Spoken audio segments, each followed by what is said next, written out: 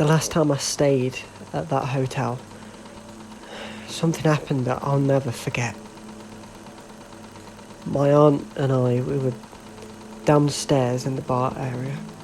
She's friends with the owner. Well, the former owner now. They were laughing, catching up. I was tired, so I asked to be excused and went to my room. Room 8. Now, this hotel always gave me strange, eerie vibes, but I've always chalked it up to my imagination. I mean, I do believe in the supernatural and stuff, but I usually try to ignore it. Still, I've heard stories from others who've experienced things there.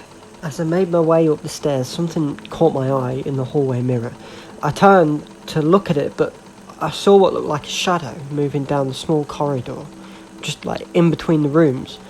I stared, but there was no one there, and I called out, and no one called out back. At that point, I was too spooked, so I just ran into my room and shut the door.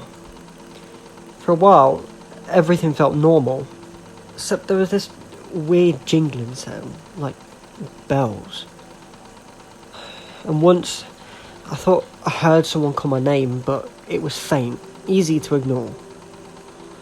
Later, my aunt came up to check on me, and she went to her room just below mine.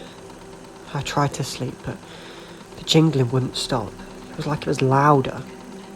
It went on for like 20 minutes, then suddenly it just went silent.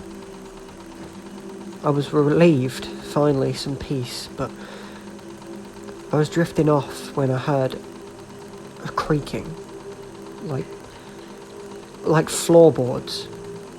I froze with my eyes shut, just listening out for it again.